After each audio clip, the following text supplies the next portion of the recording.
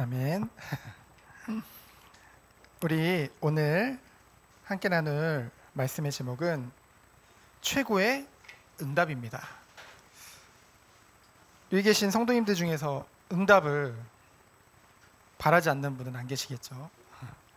오늘 우리 창세기 40장 말씀을 통하여서 우리의 응답의 기준이 바뀌어지는 시간 되어지기를 예수 그리스도 이름으로 축원드립니다. 어떤 응답으로요? 정말 하나님이 우리에게 원하시는 것이 무엇이고, 정말 하나님이 기뻐하시는 것이 무엇이며, 또한 성도라는 말 자체가 하나님이 구별하셨다는 것인데, 하나님이 정말 우리를 위해서 구별하신 그 응답이 무엇일까? 그것을 말씀을 통해서 깨닫기를 원합니다. 우리가 한 주간 임마누엘의 은혜라는 말씀으로 인도받았습니다. 임마누엘이라 함은 하나님이 우리와 함께 하신다는 거죠. 저기 어떤 교회 이름이 임마니엘인 교회가 있습니다. 임마니엘. 그건 뭐냐면은 니엘이라는 것은 니는 나라는 뜻이에요. 하나님이 나와 함께 하신다. 그 임마누엘은 누는 복수거든요. 하나님이 우리와 함께 하신다는 거죠. 무엇을 원하십니까? 하나님은 성도를 부르실 때 한 사람으로 부르신 것이 아니라 정말로 하나님의 택함을 받은 무리, 그렇죠? 그들 중에 우리가 한 사람이잖아요. 그래서 하나님은 우리와 함께 하신다는 거죠. 근데요, 단순하게 그래 천지를 창조하시고 모든 것을 하실 수 있는 그 하나님이 나와 함께 하신다. 어떻습니까? 든든하죠. 근데 그 든든함 정도가 아니라는 거죠. 이 창세기 37장부터 쭉 요셉의 삶을 보면은 여호와 하나님이 요셉과 함께 하셨다고 하셨어요. 여호와 하나님이라는 건 무엇입니까? 언약을 주시고 그 언약을 신실하게 이루시는 하나님이시죠. 이 말인즉슨 우리의 삶이 이 하나님의 완전하신 언약 안에 있다는 거예요.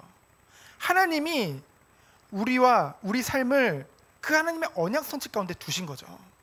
그래서 우리는 이것을 믿기 때문에 어떤 상황 속에서도 무엇입니까? 감사할 수 있는 거예요. 그것이 축복이죠. 내 삶이요, 육신의 눈으로 봤을 때 뭔가 잘 돼서 또는 어려움이 없어서 그것이 응답의 기준이라고 한다면은 우리가 요셉을 볼 때 그 과정들을 볼 때 요셉 또한 실패했다고, 응답이 없다고 말할 수밖에 없죠. 근데 우리가 봤을 때는 우리가 지난 39장만 봐도 그 39장이라는 한 장에 요셉에게 얼마나 많은 고난들이 옵니까? 근데 그 39장에 하나님이 요셉에게 범사에 형통케 하셨다는 말씀이 3번이나 나와요. 내가 봤을 때는, 우리가 봤을 때는, 우리의 기준으로 봤을 때는 범사에 형통한 것 전혀 없는 것 같은데요. 무엇입니까? 하나님께서 요셉과 항상 함께 하셨다.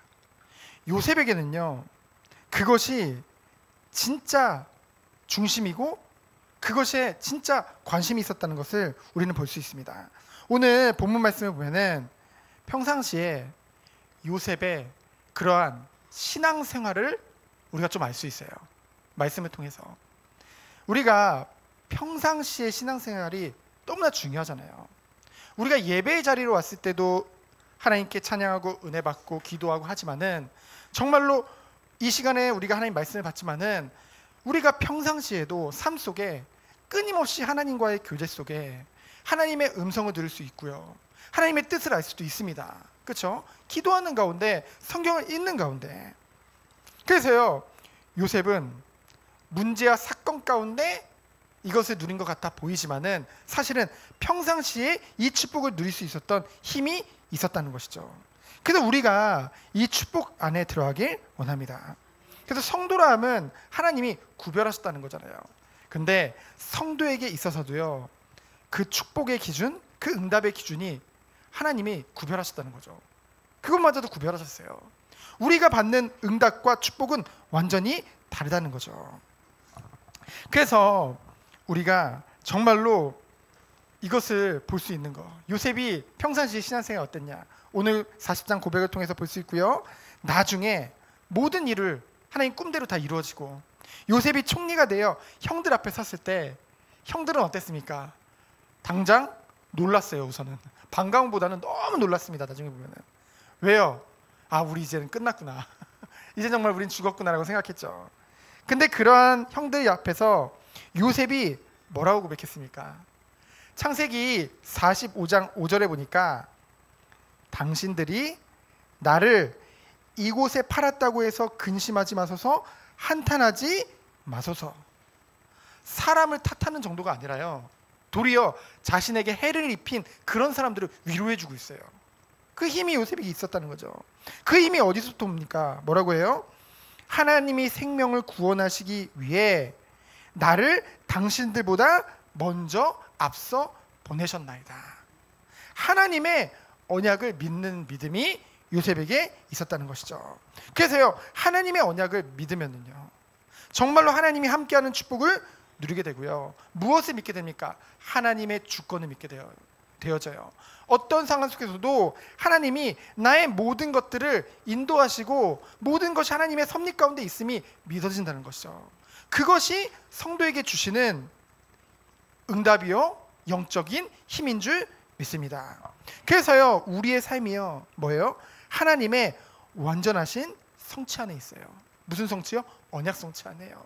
그리고 항상 하나님은 항상 우리와 함께 하신다는 거죠. 이것이요, 어떤 상황 속에서도 흔들리지 않고 믿어지고, 어떤 상황 속에서도 하나님의 뜻과 계획이 깨달아지는 것, 이것이 최고의 응답인 줄 믿습니다.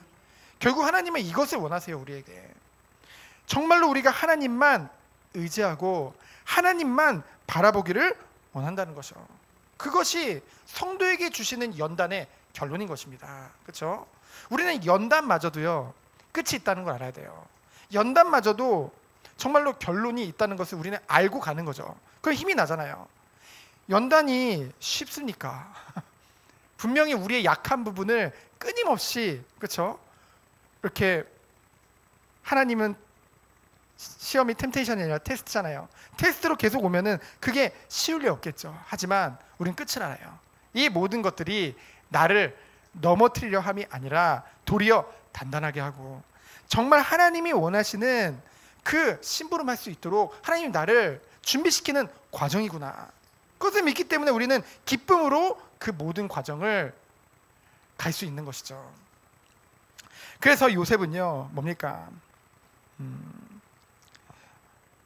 요셉은 그것을 사실적으로 누렸어요. 그리고 우리에게 이 요셉의 말씀들을 통해서 우리에게 하나님께서 증거하고 계신 것입니다. 그래서 우리가 정말 그냥 문제 하나 해결되고 어려움 하나 해결되는 것, 좀 세상적으로 눈에 보이는 응답 받는 것, 그것들도 귀하죠. 하지만 그것과는 비교할 수 없는 하나님이 성도에게 준비하신 그 구별된 응답 속으로 들어가는 우리 모든 성도님 되어지기를 예수 그리스도의 이름으로 축원드립니다. 우리가 지난 시간에 보디발의 아내로부터 누명을 쓰고 감옥에 간 요셉을 봤습니다. 근데 그 감옥에서도 하나님은 함께 하셨고 범사에 형통케 하시는 축복을 누리게 하셨죠.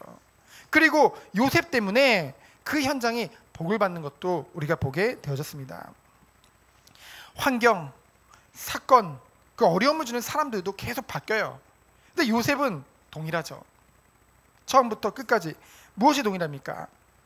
하나님이 요셉을 택하셨고 하나님이 요셉을 구원하셨고 그 구원하신 하나님께서 요셉과 항상 함께 하신다는 사실입니다. 그리고 그 모든 것들이 하나님의 완전하신 언약 속에 있다는 것이죠. 그 축복 안에 우리가 있는 것입니다. 그래서 첫 번째로 하나님의 섭리하심, 하나님이 모든 만남을 준비하신 줄 믿습니다. 요셉이 감옥에 있는데요, 누가 갇히게 되어졌습니까? 두 관원장이 갇히게 됐어요. 바로의 아주 최측근이죠. 바로 옆에서 술을 맡은 관원장과 떡 맡은 관원장이 이제 죄를 짓고 그곳에 갇히게 되어집니다. 하필이면 요셉이 있는 그 감옥으로요. 그냥 뭐 술 맡았다, 떡 맡았다 하니까 좀 하찮게 보일지 모르지만은, 그러나 이 시대에 굉장히 큰 고급 관료예요. 술을 맡았다는 것은 그 바로의 최측근에서 그런 왕의 그런 감정과 그런 대화의 조력자로 그 역할을 했던 거고요.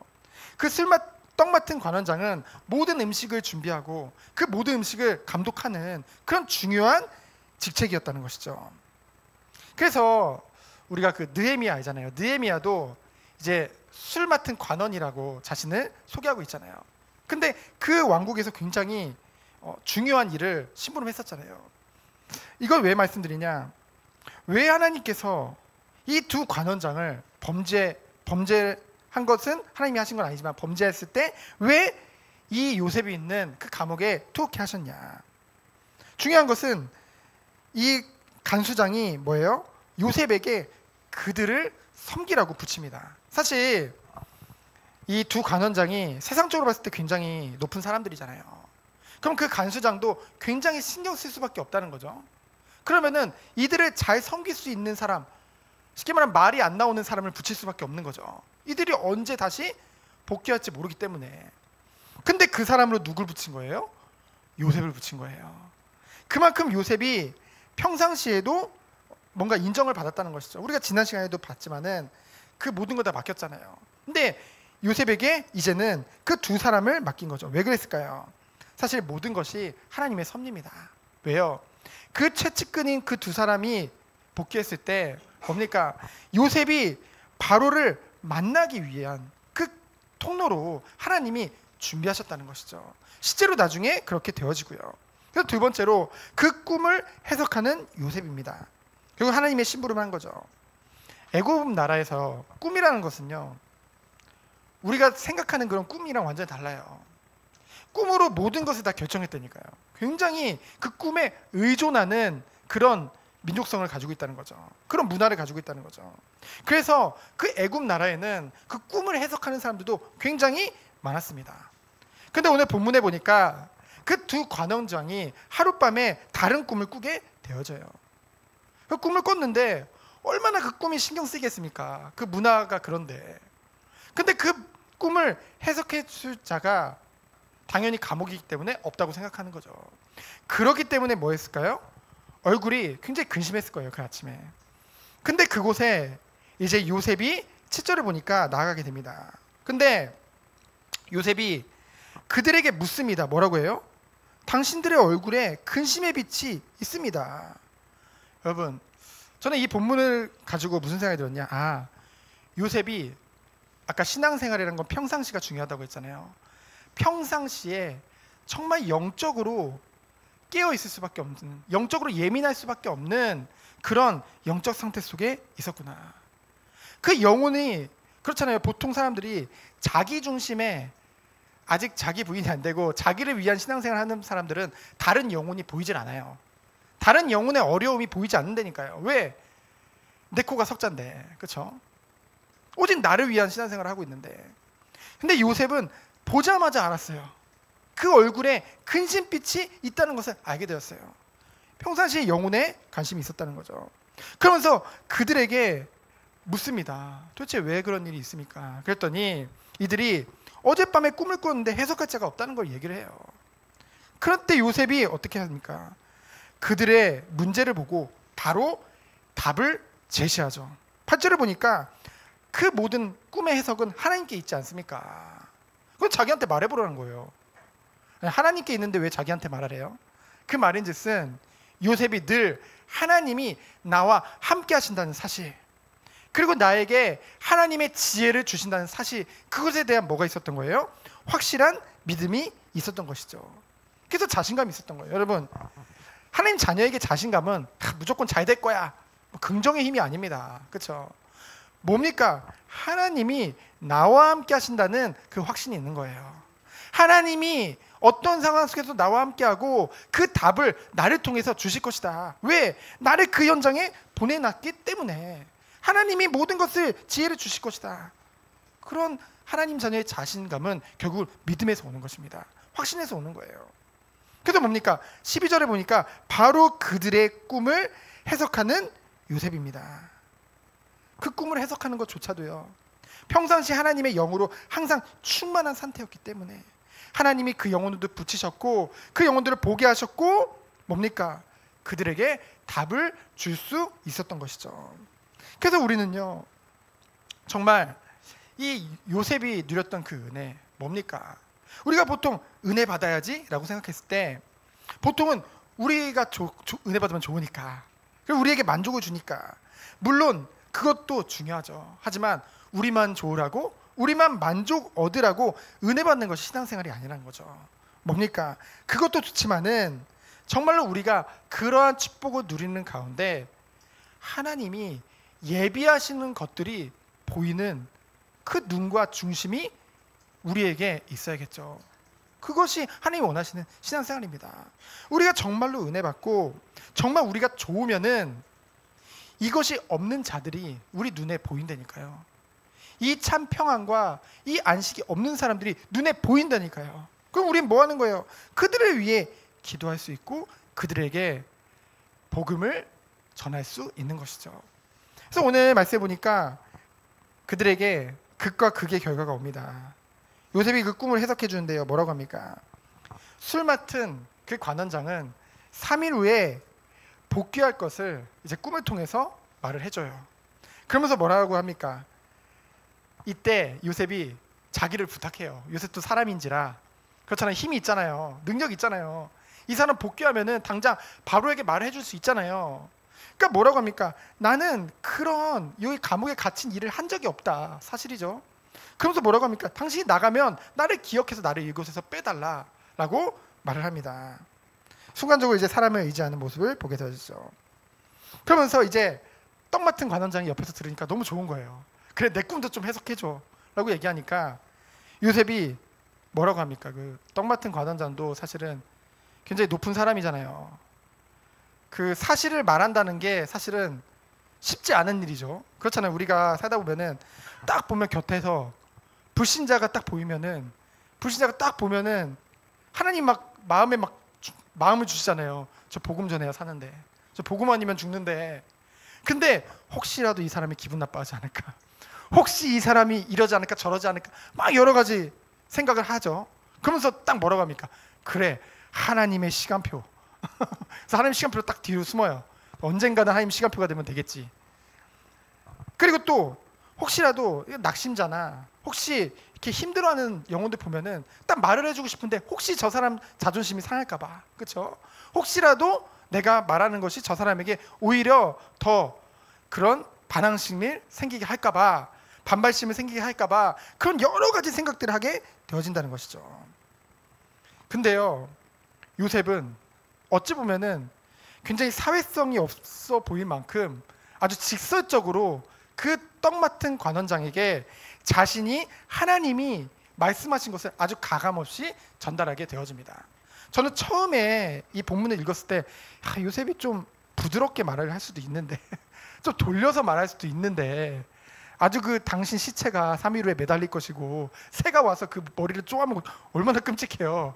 그것을 그 높은 사람 바로 앞에서 대놓고 얘기를 하거든요. 저는 이것을 보면서 그래, 내 육신의 생각, 내 마음의 동기 가지고 말하는 것이 그게 아니구나. 우리는 뭡니까? 성령 인도 받아야 되는 거구나. 그것이 힘 있는 사람이에요. 그렇죠? 이것은요 뭘 말하냐면요, 막 내 육신의 욕심 가지고 내 생각의 동기 가지고 막 그것을 가지고 그 사람에게 막 바른 말 해가지고 상처 주라고 말하는 것이 아닙니다. 정말 요셉은 정말 하나님이 자신에게 부탁하신 것을 줄 수 있는 그러한 힘이 있었고 그러한 영적 상태 가운데 있었다는 거죠. 성령이도 받을 수 있는. 그래서 디모데전서 4장 11절 16절 그리고 디모데후서 1장 11절 14절에 보면은 바울이 디모데에게 뭐라고 말합니까? 내게 들은 바 바른 말을 전해라. 또 뭐를 합니까? 내게 부탁한 아름다운 것을 지키고 말하라 라고 말을 하죠. 우리가 정말 하나님이 우리에게 주신 것들이 있어요. 영원한 것들이 있습니다. 정말 우리가 평상시에 기도하면서 정말 그것을 증거해 줘야 돼요. 그렇죠? 나머지는 하나님께 맡기고요. 그렇죠? 우리는 정말 증거해야 돼, 우리 힘. 그래서 하나님의 그 시간표도 앞당기는 것이 언약 가진 자의 기도인 줄 믿습니다. 기도가 너무 중요한 거예요. 예배가 중요한 거예요.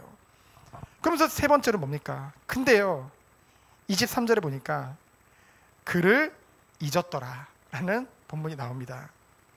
이 꿈대로 된 두 관원장이에요. 어떻게 됐습니까? 이제 바로의 생일날이죠.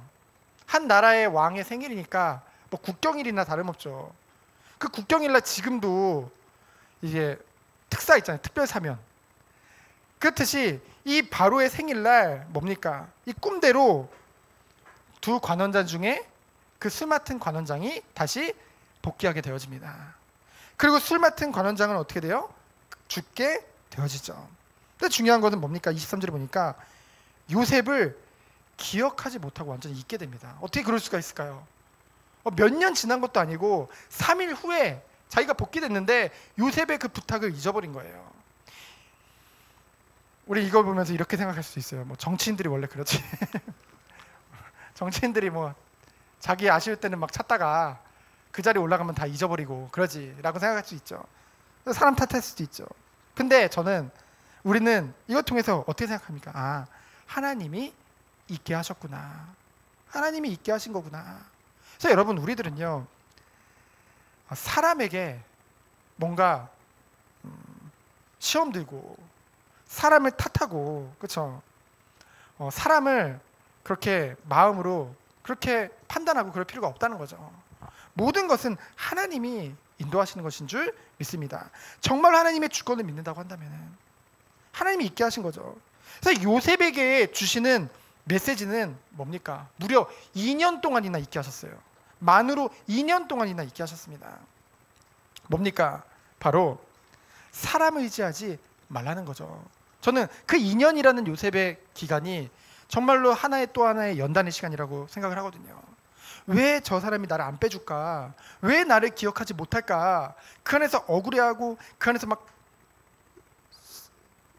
말 그대로 세월을 허송하는 거죠. 허송세월하는 거죠. 뭡니까? 허비하는 거죠. 뭡니까? 사람을 의지하지 않고 전적으로 하나님을 의지하라는 거구나. 그것을 요셉이 다시 한번 깨달았을 거예요. 그러면서 뭡니까? 그래, 내 생각으로는 나를 당장 빼주면은, 그래, 하나님이 주신 기회였는데, 이런 높은 사람은 나에게 붙여주시고 나를 이곳에 빼내는 하나님이 기회였는데 라고 요셉은 생각했을 수도 있습니다. 하지만 우리는 그 이후에 벌어진 일들을 알고 있잖아요. 아, 이 모든 것이 하나님 계획이었구나. 하나님의 완벽한 섭리였구나. 그래, 애굽 나라에 딱 고급 관료가 될 수 있는 나이가 30세인데 요셉을 딱 2년 동안 잊었다가 딱 30세 되던 날 하나님 빼주시잖아요. 그렇죠? 아, 이 모든 것이 완벽한 하나님의 계획이었구나. 그래서 또 한편으로는 그 관원장의 모습을 보면서 우리 뭘 봅니까? 이제 요셉을 예수님의 그런 예수님을 모형이라는 말을 많이 하잖아요. 그러니까 정말 우리 그 예수님이 정말로 우리를 위해 낮아지시고 우리를 위해 십자가에서 죽으시고 부활하시고 승리하시고 우리에게 그 크신 은혜와 축복을 다 주셨다는 거죠. 근데 우리는 어땠습니까? 그것을 잊을 때가 너무나도 많다는 거죠. 근데 하나님이 정말 우리에게 원하시는 것은 무엇일까요? 특별한 날, 특별한 때뿐만이 아니라 평상시에 요셉과 같이 이 모든 축복을 우리 삶 가운데 누리기를 원하시는 것이죠. 평상시에요. 그것이 신앙생활인 줄 믿습니다. 그래서 결론은 무엇입니까? 우리에게 정말 축복 중에 축복이요, 응답 중에 응답이라는 것이 하나님이 나와 항상 함께 하신다는 그 임마누엘 은혜를 깨닫는 것, 그것이 최고의 응답이에요. 그래서 뭡니까? 어떤 상황 속에서도 눈에 보이는 것은 달라지는 것이 없는데요, 때로는 계속 달라지는데요, 내게 바뀌지 않는 것이 있다는 거죠. 무엇입니까? 응답의 기준이에요. 뭡니까? 영원한 것이죠. 하나님이 주신 영원한 것을 우리 마음에 늘 누리고 있으면요, 어떠한 상황 속에서도 평강이 와요. 어떠한 상황 속에서도 믿어져요. 어떠한 상황 속에서도 낙심이 안 됩니다. 최고의 응답은요, 내가 달라지는 거예요. 그러면서 또 더 자세히 말하면 응답의 기준, 축복의 기준이 달라진다는 것이죠. 우리가 뭐예요? 정말로 눈에 보이는 것을, 모든 것의 가치를 뒀기 때문에 낙심하는 거거든요. 하지만 우리가 정말로 이 모든 과정 중에 영원한 것을 바라본다고 한다면은, 그리스도 안에서 이미 우리에게 확정된 것이 있잖아요. 뭡니까? 영원한 영생의 축복입니다. 천국에서의 삶이 우리에게 기다리고 있어요. 그래서 우리가 찬송가를 부르면 뭐 세상이 고되고 뭐 세상이 어려운 일 있지만은, 이 세상이 비록 고되고 이 세상이 살아가는 것이 쉽지 않다 할지라도 하나님은 그때그때마다 우리에게 힘도 주시고 그때그때마다 우리에게 은혜도 주시고요. 항상 우리를 위해 기도해 주시고요. 그리고 뭡니까? 우리에게 영원한 하나님의 나라의 그 영생을 보장해 두셨다는 거죠. 우리는 이미 보장된 삶을 가지고 오늘을 살아가는 겁니다. 그렇잖아요. 불신자들 얼마나 노후 열심히 준비합니까? 그렇죠? 보험도 많이 들어놓고 연금도 많이 부어놓고 저축도 많이 해놓고요. 그게 뭐가 중요합니까? 그렇죠? 다 준비해놓고 1년도 못 살고 가면 끝나는 거예요. 그렇죠?